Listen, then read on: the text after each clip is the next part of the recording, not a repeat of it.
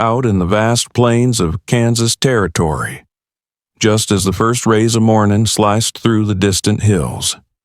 200 Apache warriors sat like statues on horseback, silent, unmoving, and deadly. They formed a perfect arc around Jed Gravel Whitlow's dusty farmstead, their painted faces glinting under the golden sun, spears and rifles at the ready.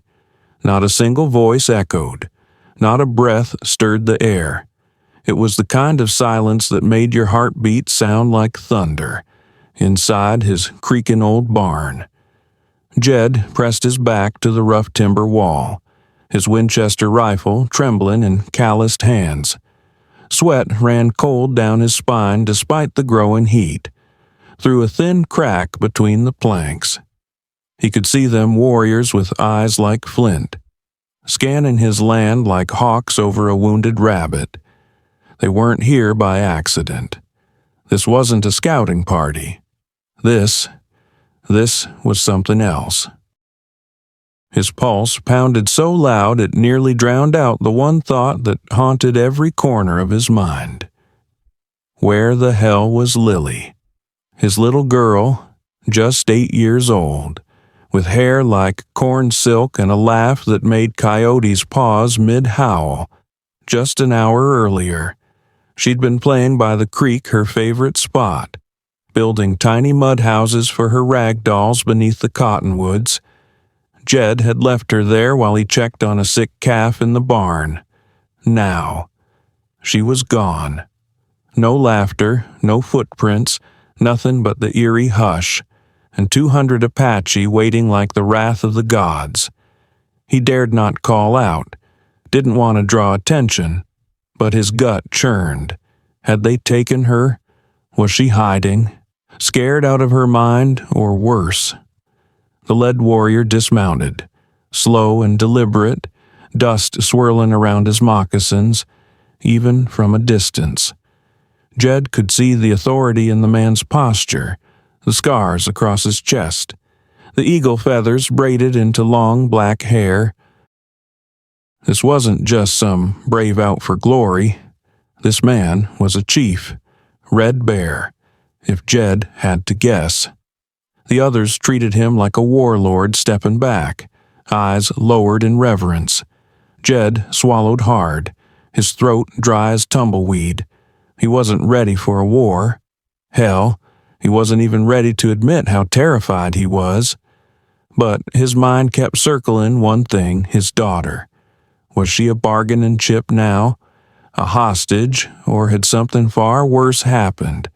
Something that brought the entire might of the Mescalero Apache to his damn barn.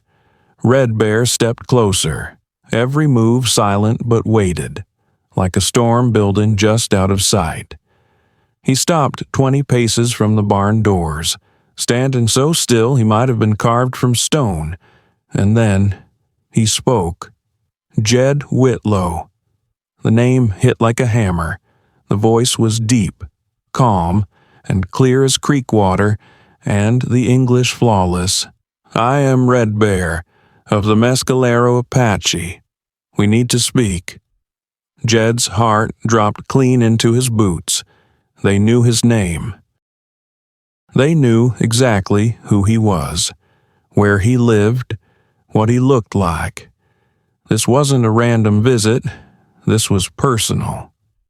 He tightened his grip on the Winchester, every instinct screaming at him to stay hidden. Wait for the cavalry. Do something other than walk out to face a firing squad of 200 warriors. But he couldn't shake Red Bear's tone. It wasn't angry. It wasn't demanding. It was respectful. And that scared him more than anything. Red Bear's voice rose again, still calm, still even.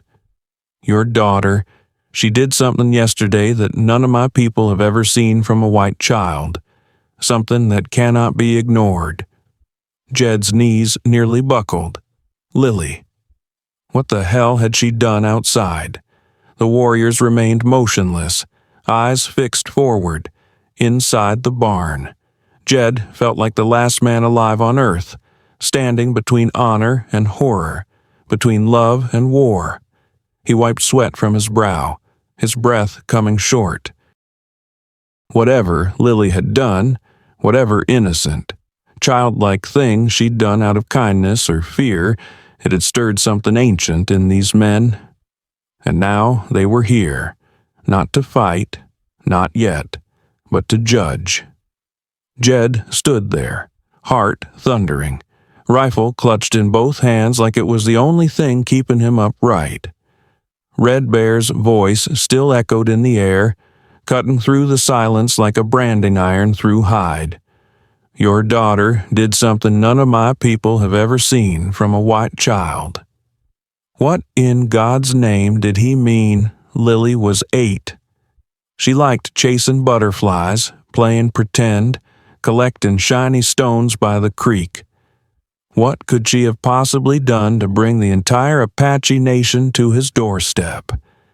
Jed's thoughts swirled like dust devils, kicking up fear, confusion, and dread.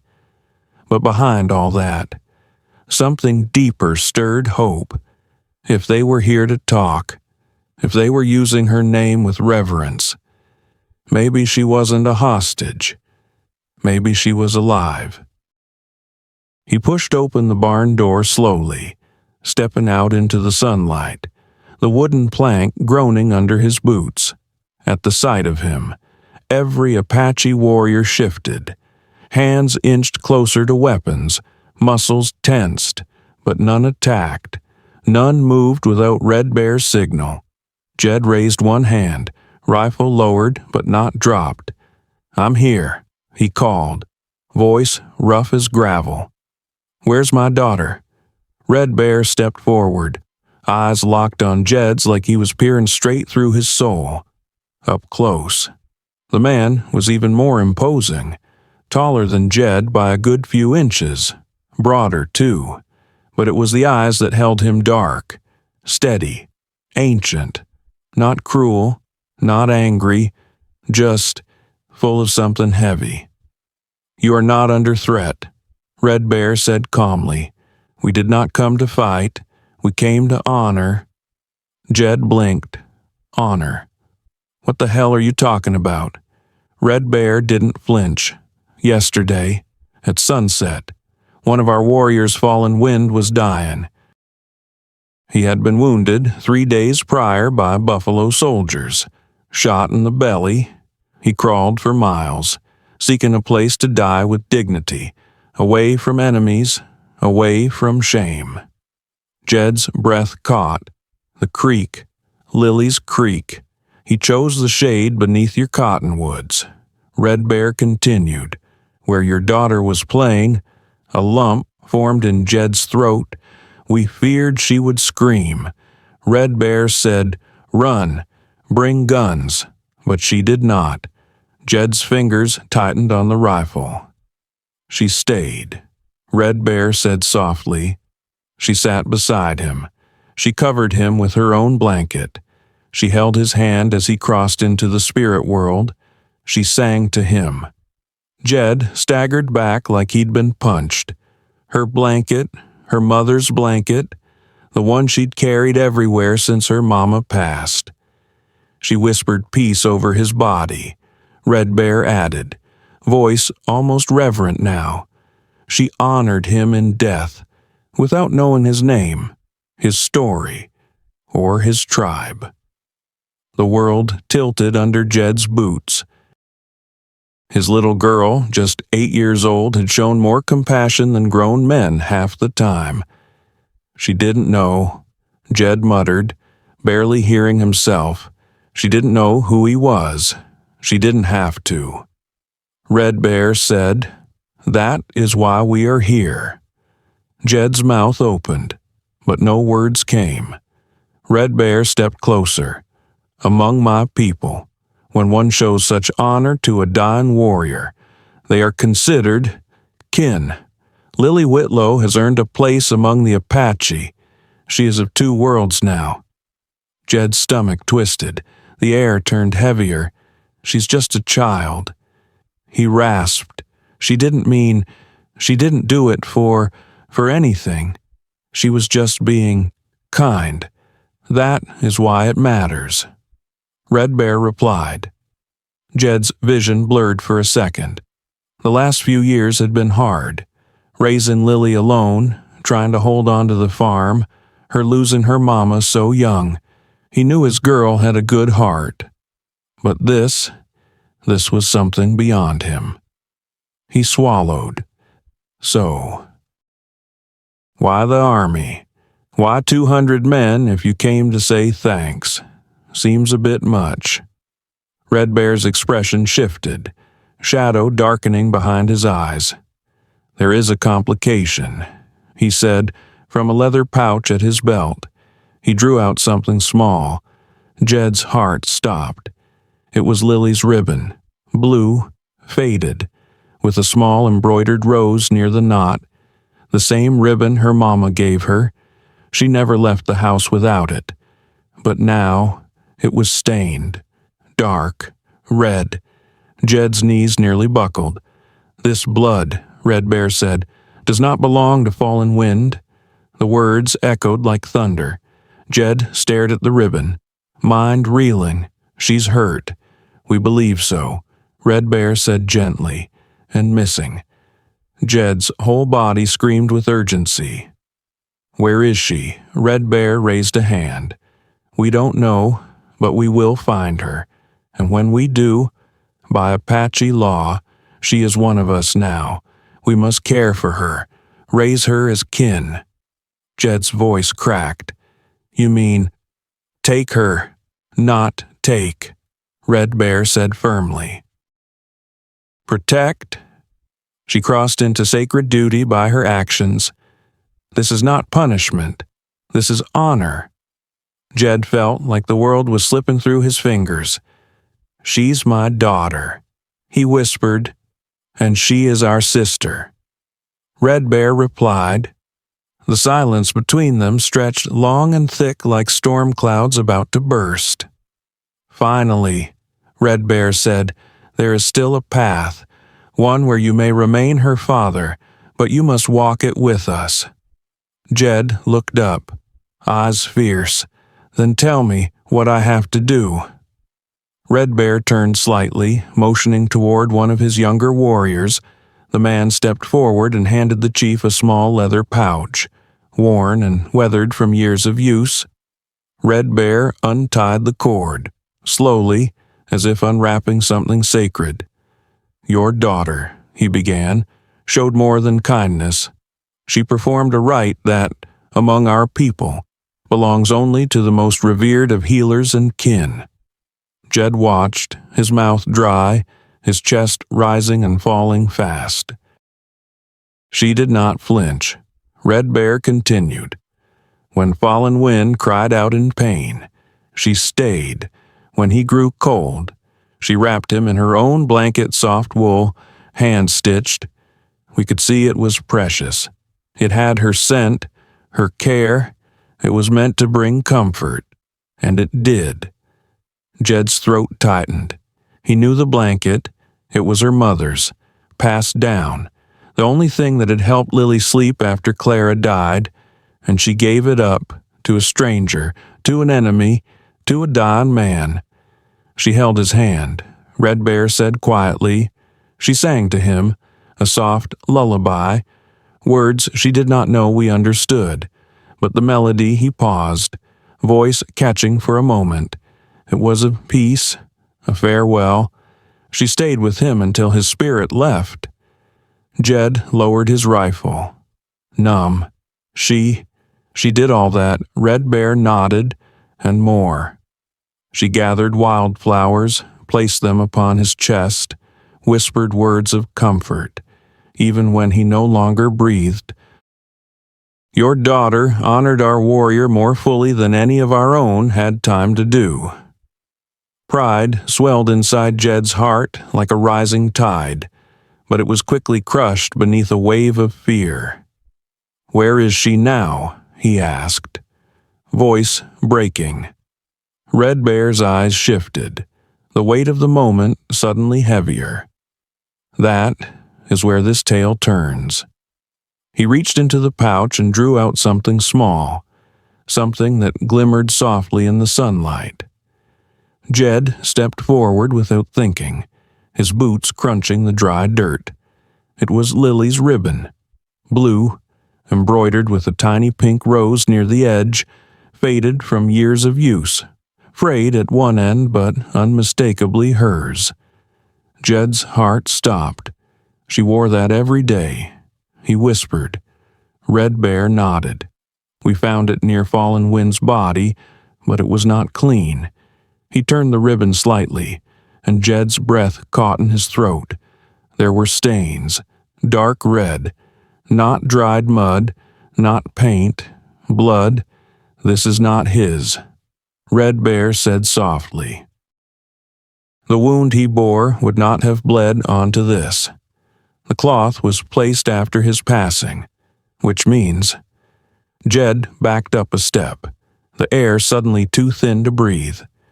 She was bleeding, he said aloud, not even realizing he'd spoken. We believe so. Red Bear confirmed, and she was gone when we arrived. No sign, Jed rasped. No trail, no footprints. Red Bear shook his head. Only this, and a set of small prints leading toward the old hills. Jed's mind raced. He knew the land like the back of his hand. The old hills, the abandoned shaft. That place hadn't been touched since the miners pulled out 20 years ago. She might have fallen, he muttered. Boards are rotted, gaps in the earth. Red Bear stepped closer, his voice gentle but firm.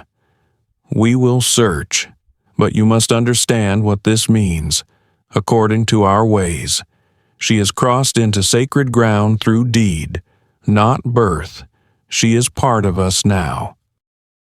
And if we find her wounded, it becomes our responsibility to care for her. Jed blinked rapidly. Wait, you're saying she's yours? She is Apache, Red Bear said calmly. By blood. No. By choice. No. But by spirit. Yes. Her actions demand it. Jed gritted his teeth. She's my daughter, and she will always be. Red Bear replied. But now, she is more. Jed staggered back, the ribbon clenched in his hand. Blood, his little girl's blood, dried into the very symbol of her childhood. His fingers trembled. How much had she suffered already? Was she lying somewhere cold, alone, bleeding? The air seemed to press down on him, thick with dust and grief. I need to find her, Jed whispered. I need to hold her. Red Bear gave a slow nod. And you shall, but you must understand. This path may not return you the same daughter who left. She is changed. You must decide now. Jed Whitlow, will you walk the path with us, or stand against it? Jed's jaw tightened. She's all I've got. Then come, said Red Bear. Let's find her before the mountain decides otherwise. The silence between Jed and Red Bear stretched taut, like a wire pulled to the breaking point, the ribbon in Jed's fist, stiff with his daughter's dried blood. Might as well have been a blade sharp enough to cut through the last thread of calm he had left. You're telling me, Jed said slowly, his voice shaking with rage and confusion. That, because my little girl did a kind thing. She belongs to your tribe. Now Red Bear didn't flinch. That's not what I said. She doesn't belong to us like property. She has become one of us through her actions, not our choice. Jed's breath caught. His mind was spinning. 1 minute ago, he was terrified for his daughter's life. Now he was being told that if she was found alive, she might not be his to raise anymore. No. Jed snapped. No. She's my blood. My only kin left in this whole damn world. I won't let her go. Red Bear's voice remained calm, but steel threaded every word. Blood means something, but it's not everything. Not to us. We measure worth by deeds, not names. She's 8 years old, Jed said, taking a step forward. She didn't choose to be part of anything. She didn't know your laws. She was just being kind, which is why her actions matter. Red Bear countered. True honor comes without expectation. She gave comfort to a dying man, not because of law or duty, but because her heart told her it was right. Jed turned away, jaw clenched so tight it hurt. His boots crunched in the dry dirt as he paced in tight circles, hands twitching at his sides. His thoughts bounced between images of Lily smiling under the cottonwoods and the blood-streaked ribbon now clutched in his fist. He stopped abruptly and faced Red Bear again. "Then let me raise her," he said. "You've said your piece, shown your respect. I get it. Let me take her home when we find her. She's my girl." Red Bear's face turned solemn. "It is not that simple." "Damn right it ain't," Jed growled. "You show up on my land with 200 warriors. Tell me my daughter's part of your people now, and expect me to just accept that Number Red Bear said, 'We expect you to earn it.'" Jed narrowed his eyes. "Earn what?" "The right to raise an Apache daughter." The words landed like a gunshot. Jed opened his mouth, then closed it again. Rage boiled beneath the surface, but so did helplessness. "You think I'm not worthy?" he asked, voice cracking. "I think you have not yet proven it." Red Bear replied. Jed stepped forward. "Then tell me what the hell I have to do." Red Bear's gaze didn't waver. 3 trials, each one designed to test your heart, your spirit, your intentions. If you pass them, Lily remains with you. If you fail, she becomes our responsibility. Jed blinked, stunned. "She's my daughter, and she still will be." Red Bear said gently, "But we will raise her. Teach her our ways. Protect her." Jed looked down at the ground, his world teetering on the edge of collapse. His calloused hands trembled. All these years trying to raise Lily right, honoring Clara's memory, keeping the farm afloat, and now it all came to this. He looked back up, eyes fierce. "Tell me the trials." Red Bear nodded solemnly. "The first will come as it is given, not of my choosing. It may arrive before the sun sets. The spirits decide." Jed frowned. "What does that mean?" "You'll know." The chief said, "Soon." "Fine." Jed growled.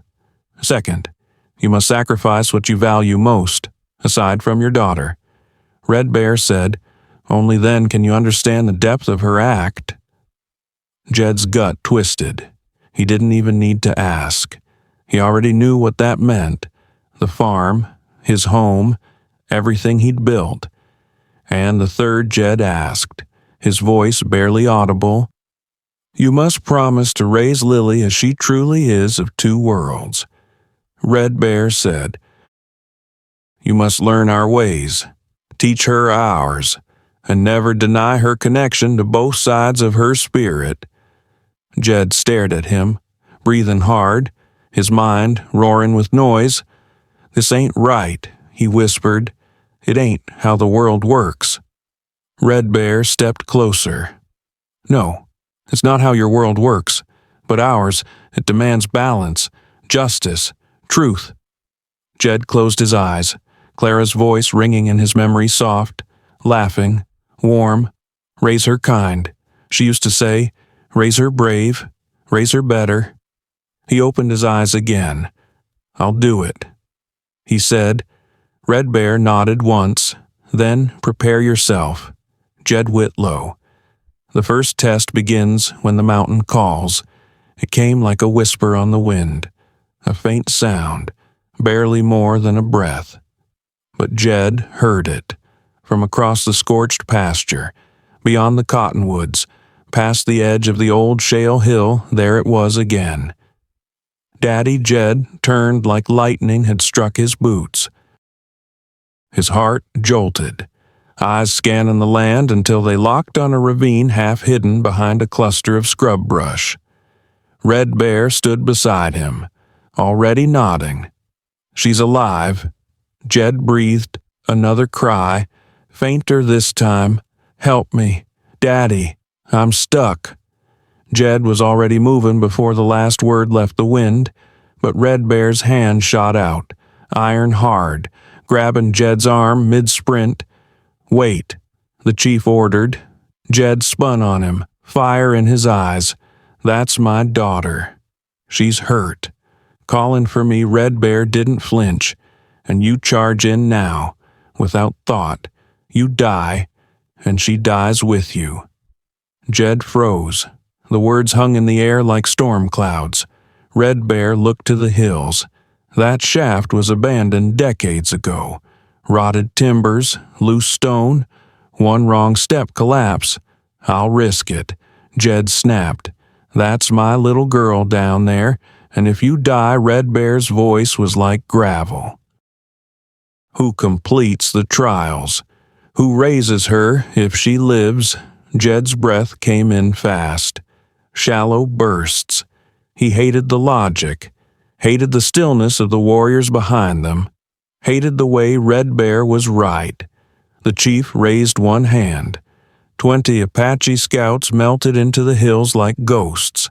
Minutes later, a lean, sharp-eyed warrior returned, dropping silently beside Red Bear and whispering something in Apache. "She's there," Red Bear said. "Alive, but trapped." Jed clenched his fists. "Where, old mine shaft?" The chief said. "She fell through a rotted board. She's 15 feet down. A ledge caught her, but the supports are failing." Jed's stomach dropped. "We have 20 minutes," Red Bear said. "Maybe less. We need rope," Jed muttered. "Planks. Tools. There's no time." Red Bear cut in. "The mountain's already shifting. Every second counts." Jed stared at the horizon, fists trembling. "Then I'll go down." "No," Red Bear said. "You're too heavy. The ledge won't hold." "She's my daughter," Jed snapped. "She's scared. If a stranger grabs her, she might panic. That could kill her. You think your love will save her?" Red Bear asked. "It won't matter if the stone comes down." Jed stepped close. "Then teach me how to move like your men do, like ghosts." The chief studied him long. Then he nodded. He barked orders. One warrior stripped Jed of his boots, belt, and jacket, anything heavy. Silent thunder appeared then, like summoned by the earth itself. The old man knelt near the shaft, his pouch full of bones, stones, and beads. He began laying symbols around the mouth of the mine, chanting low and rhythmic.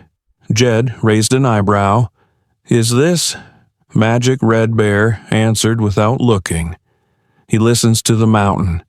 He worked these mines once. He knows the timbers, the shifts, the whispers." Jed watched in awe as the old man pressed fingers to stone, reading tremors like braille. "You must move like water," Red Bear said, guiding Jed to the shaft. "Spread weight, test every foothold, breathe with the earth." Jed tied the rope around his waist, his heart hammering. Then, Silent Thunder looked at him, eyes dark as coal. His voice was low, rough English. "You go down, white man," he said. "You come up, father." Jed lowered himself into the shaft. The moment his foot touched the first rung, the mountain groaned. Wood creaked, stone shifted, but the chanting above him grew louder. Silent Thunder's voice threading through the cracks. "Lily," Jed called softly, inching down. "I'm here, sweetheart." "Daddy," her voice was weak, echoing. "My leg hurts. I'm coming. Baby, don't move, 10 feet down. The light dimmed. Jed moved like a shadow. Remembering every word Red Bear said, move slow, breathe soft, feel with your hands first.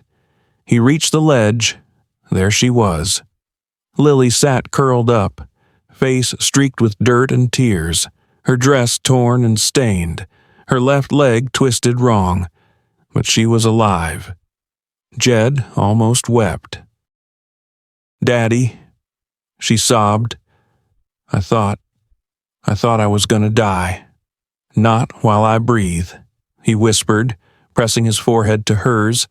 He began tying the rope around her and himself. Every knot tightened with care, every movement measured. Above, the beams creaked again, then a loud crack. Jed looked up. The main support was splitting. The next one would bring everything down. He tugged the rope twice. Pull us, he shouted. The rope jerked. They rose. Then Lily whimpered. My leg hurts. Hold on. Baby, we're almost out. But the support gave out. With a thunderous roar, the mine began to collapse. Stones rained down. Dust choked the shaft. Jed wrapped himself around Lily, shielding her with his body as the rope snapped them skyward. At the surface, Apache hands grabbed them, pulling them free just as the shaft caved in behind them. They tumbled out onto the earth gasping, coughing, alive. Jed looked into his daughter's eyes. Her body shook, but she was breathing. He turned to Red Bear, who stood above them, solemn and strong. You have passed the first test, the chief said. Jed lay back in the dirt, tears in his eyes. Lily clutched to his chest. He had doubted, he had feared, but he had trusted, and in the end, he had saved her. Jed hadn't even caught his breath when the first tremor rolled through the ground, not from beneath, but from the east. The rumble of hooves, uniform cadence, dozens of them. Then came the metallic jingle of bridles, the sharp calls of commands. Dust plumed on the horizon. Red Bear turned, his jaw tightening. Jed's stomach dropped. The cavalry. He whispered. A heartbeat later, 24 mounted soldiers crested the ridge-blue coats, sabers at their sides, rifles drawn. They descended fast, forming up like clockwork just beyond the cottonwoods, their leader riding ahead. He was young, nervous, but his voice cracked like a whip. This is Lieutenant Clay Ransom of the 5th Cavalry. Drop your weapons and release the settler immediately. Jed barely had time to move Lily into his arms before rifles across both sides began rising. One spark, one twitch, this whole valley would turn to hellfire. I'm not a hostage, Jed shouted, waving one hand high, the other gripping his daughter tight. Nobody's hurt, but his voice was drowned in the tension. The Apache warriors stood firm, unmoved, no weapons drawn but no signs of backing down either. They surrounded Jed and Lily like a living wall. To the lieutenant's eyes, it looked like a siege. Jed tried again. Louder. We're alive. They saved us, but Ransom's eyes flicked between the wrecked mine shaft and the painted faces of the Apache warriors. Lower your arms, he barked again, nerves leaking through every word. Or we open fire. Jed turned to Red Bear, panic rising. You've got to stop this. Red Bear raised both arms high, his voice calm but powerful. We mean no harm. We are here for honor, for the girl. Ransom didn't lower his weapon. You expect me to believe that 200 Apache warriors showed up to help a white child. Jed staggered forward, holding Lily. Believe it, my girl's alive because of them. But the cavalry didn't move. Hands twitched on rifle stocks. The standoff teetered on the edge of bloodshed. Then crack a loud snap from the mine behind them. The final beam gave way. The shaft collapsed in a thunderous roar, dust exploding into the sky. Ransom's eyes went wide. "They're executing him," he yelled. "Open fire." Jed barely had time to duck before a volley of gunshots ripped through the air, but none of the Apache returned fire. Instead, in a move no one expected, they dismounted, one by one, silently, then laid their weapons on the ground. Rifles, bows, knives, all placed gently at their feet, hands raised, palms open, 200 warriors surrendering without a single shot fired in return. Lieutenant Ransom hesitated mid-command. His voice faltered. "What the hell?" Red Bear stepped forward, unarmed, moving slowly and with purpose. He stopped between the lines, his voice clear. "The mountain collapsed, but we pulled them out. They are safe." Jed stood then, dusty, bloodied, Lily clinging to him. He walked to the front, standing beside Red Bear. "She was trapped in that shaft," he said hoarsely. "Would have died, but they saved her." Ransom's eyes darted between them, Jed. The Apache, the fallen weapons, the wrecked mine. Nothing made sense. Why, he finally asked. Why would Apache warriors risk themselves for settlers Red Bear turned to Lily? She looked up at him, tears still glistening on her cheeks. "Because this child honored one of our own," Red Bear said, voice thick. "She gave comfort to a dying warrior, gave him dignity when the world offered only pain. She saw not an enemy, but a soul." Ransom was speechless. Jed looked down at his daughter, at the strength in her tiny hands despite the pain. She had changed everything, without knowing it, without meaning to. "She's a bridge," Red Bear said, "between your world and mine." No one spoke. Even the wind seemed to still. And then the cavalry lowered their rifles, one by one. Lieutenant Ransom removed his hat. I've never seen anything like this," he murmured. Red Bear gave him a small nod. Jed held Lily tighter, his throat thick. Dust covered them both, their hearts still racing from the edge of death. But in that moment, surrounded by warriors, soldiers, and silence, they were alive. They had made it, and everything had changed. The sun dipped low, casting a golden glow over the quieted farm. The dust of gunfire had not settled because none had truly risen, just the tension, just the truth. Soldiers holstered their weapons, still dazed. Apache warriors stood tall but calm, watchful as ever. Jed sat on the ground, Lily leaning into his side, wrapped in a wool blanket. Her face was pale from pain, but her eyes were open, watching the world with a strange calm, like she understood things her father didn't.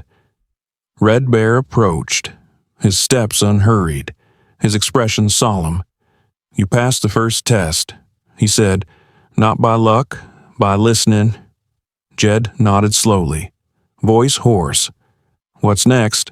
"The second," Red Bear replied, "is the test of sacrifice." Jed tensed. He already knew what was coming. "You must give up what you hold most dear."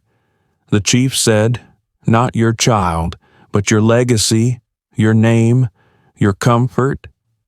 Jed looked across the farm, the worn fence lines, the leaning barn, the house with its sagging porch and weather-stained windows. Every board, every field had his sweat in it. This wasn't just land. It was his past, his future, Clara's dream, Lily's inheritance. "You're asking me to sign it away," he said quietly. "All of it." Red Bear didn't answer right away. He let the silence speak. "It's what she did," the chief said finally. "She gave away the thing she loved most, her blanket, to a man she didn't know, for nothing in return. Jed swallowed hard. The weight of that hit different now. He'd always taught Lily to share, but he never imagined she'd give up her one source of comfort, the last piece of her mother, for someone she'd just met. A dying man. And here he was, hesitating. "This land is all I have," Jed muttered. "It's how I feed her, keep her safe." Red Bear nodded. "That is why it's a true test." Jed looked down at Lily. She was watching him, eyes round, trusting. She didn't understand all the stakes, but she knew her father. She knew he wouldn't let her down. "Fine," he said, rising slowly. "Where do I sign?" But Red Bear raised a hand. "There's no paper," he said. "No seal. This is not about a deed. It's about the decision, the willingness." Jed blinked. "You're saying?" This was the test. "The choice, you made it," Red Bear said simply. "You passed." Relief and confusion rushed through Jed all at once. His knees buckled slightly. Red Bear stepped forward, placing a hand on Jed's shoulder. "Sacrifice is not about loss," he said. "It's about what you're willing to give. That truth lives deeper than any signature." Jed nodded, breath shaky. "Then what's the last one?" he asked. Red Bear's expression softened. "You must raise her," he said, "as a daughter of both nations." Jed frowned. "You mean she's got to live with you?" "No," the chief said. "She lives with you, but you must teach her our ways, our language, our stories. You must not erase what she has become." Jed glanced down at Lily. She was fiddling with a beaded bracelet one of the Apache women had given her, completely at ease among warriors. "She's already half there," he murmured, "and so must you be." Red Bear said, "Learn with her. Walk both paths. Be the bridge she can cross either way." Jed thought about what that meant. He'd have to learn their words, their songs. He'd have to bring her to their camps, honor their elders. He'd have to break bread with men the government called enemies and let his daughter sit at their fires. But when he looked into Lily's eyes, he saw no fear, no conflict, just calm, and maybe that was the lesson. "All right," he said softly. "I promise." Red Bear nodded. Then, from his pouch, he pulled something small. Lily gasped. It was her blanket, cleaned, re-stitched, mended with beads and care, the same one she'd laid on Fallen Wind's chest. His spirit spoke. Red Bear said, told us where to find it, said it should return to her, with his gratitude. Lily took it in trembling hands, tears welling. Jed pulled her close, pressing a kiss to her dirt-streaked forehead. "I'll teach you everything," he whispered. "Every story, every song. We'll learn it together." And for the first time that day, he smiled. Years passed, but the memory of that day, the warriors, the mine, the choice never left Jed Whitlow, nor did it leave Lily. Word spread like prairie fire, not just in Kansas territory, but beyond stories of a settler's daughter who honored a dying Apache warrior, of a father who gave up everything to walk between two worlds. At first, people didn't believe it. They called it legend, a fairy tale, something too good, too strange, too hopeful to be real. But it was real. Lily grew up under two suns. By day, she studied arithmetic and letters like every white child, but by night, she sat under starlight with Red Bear's people, learning their songs, their stories, their reverence for earth and spirit. She could recite poetry in English and chant prayers in Apache without missing a beat. She spoke both languages with equal fluency, but more importantly, she listened, and people listened to her. At 16, she taught at the first school in the territory to welcome both settler children and Apache youth. No one thought it would work, but Lily made it so. With her voice soft but steady, she bridged generations of mistrust.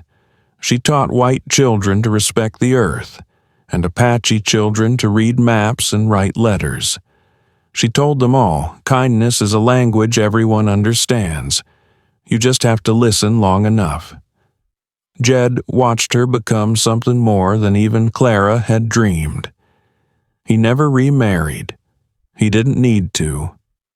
Raising Lily filled every part of him, and though he still missed Clara fiercely, sometimes when he saw Lily teaching Apache basket weaving to young white girls or explaining soil science to a circle of eager warriors, he felt like his wife was smiling through the sunbeams. The old farm changed too. It was no longer just a plot of land. It was a meeting place. A neutral ground where warriors and soldiers, teachers and chiefs, elders and settlers came not to argue, but to learn.